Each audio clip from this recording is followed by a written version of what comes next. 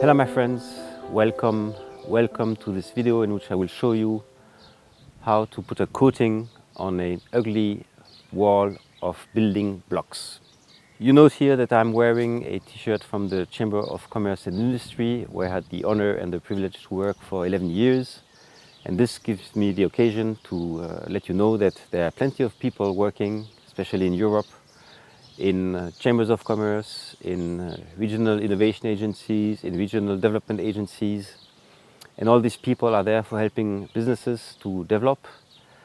They will be achieving better results when being in networks, which was the case of chambers of commerce very long time ago already. And it is my privilege today to dedicate this video to these brilliant people working in very complex ecosystems, helping our businesses to develop.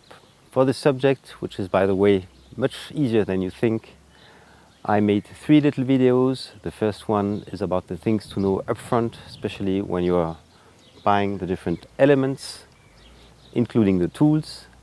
The second is about the preparation of the works. This is probably the biggest part. And then last but not least, the concrete exercise of putting the coating on the wall. Let's go. So what is the purpose of putting a coating on a wall? Basically, there are 2. The first one is aesthetic.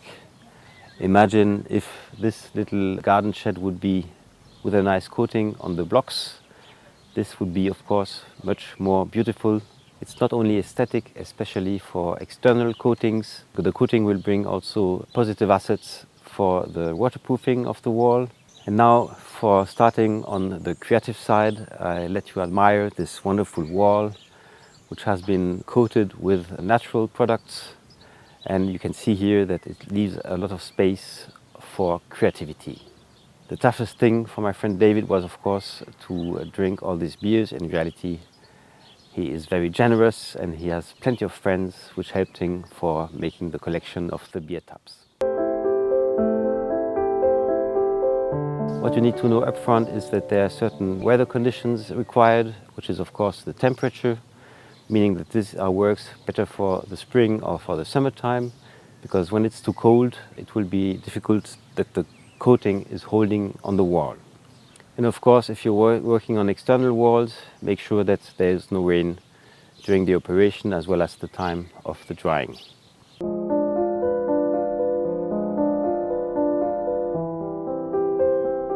So first of all, you have to know that there are coatings for the inside and coatings for the outside.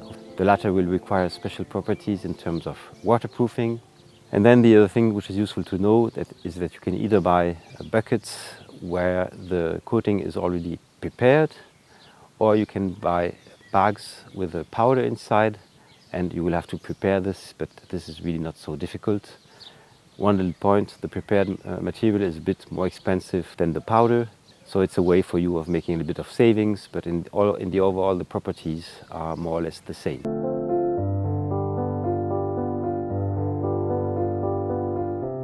So first of all, the scap.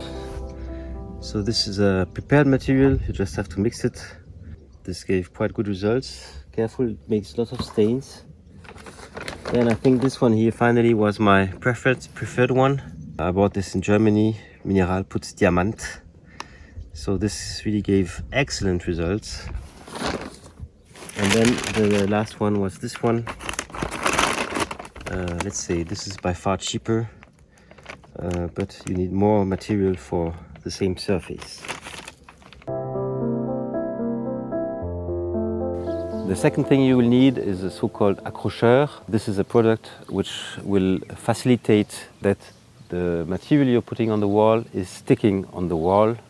And very often the brands are selling both the coating and the accrocheur. So don't hesitate to take it in pairs. This is a good security that everything will work well. Very important to know about the coating is that you have to buy in sufficient quantity. Usually in works we're talking about 10% of security. Here I would advise, especially for beginners, a little bit more, let's say around 20%, because especially at the beginning, when you're not used to it, you will lose a lot of material which is falling on the ground. The reason why not to be stingy on the quantities for the plaster is that in case you're getting out of material, then you will have one part already done and one part not done, and the border between both will be staying forever. So this is why it happened to us here, unfortunately. One part was done, one part not, and so when we put the missing part, then you see here this horizontal line of the connections with the first one. So calculate generously. A very nice thing to do here, if in case you have good contacts with the retailers, is to buy lots of pots or lots of powder, so that in case you have enough, that you can bring back one or two of these reserve pots or bags. As to the quantities, also be careful about the quality of the wall, meaning in case the wall is not even at all because it's very irregular, or in case there are holes, I recommend to prepare the wall first of all with mortar. This is by far cheaper and makes the job perfectly. You just need to calculate that you need 1 day more the time that the mortar is drying.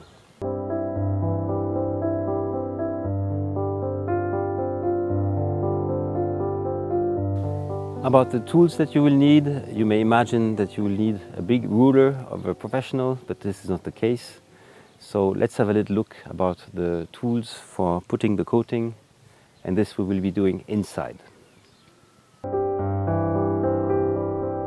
First of all, for putting the material on the wall, you take this truelle, and then you take this gâche.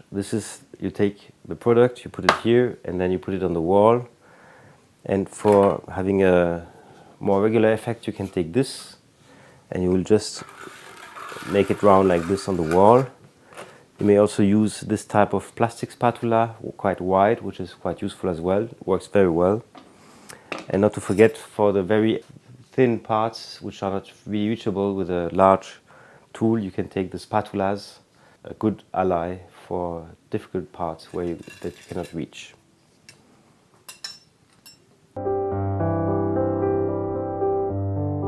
Furthermore, I recommend you also to use a basin.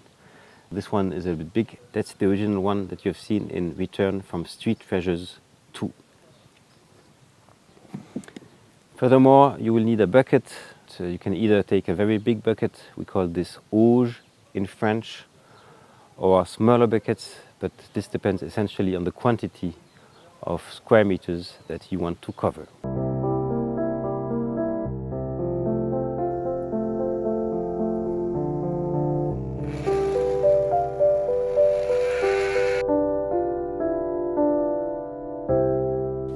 And last but not least, you will also need a rouleau for putting the accrocheur. And I recommend also the usage of a little paint basin, very useful, especially when you're working with 2 people. That's it, my friends, for the theory. And we can now start the works and invite you to join the next video, which is about the preparation of the works. So see you in a minute on Happy Hour TV 1.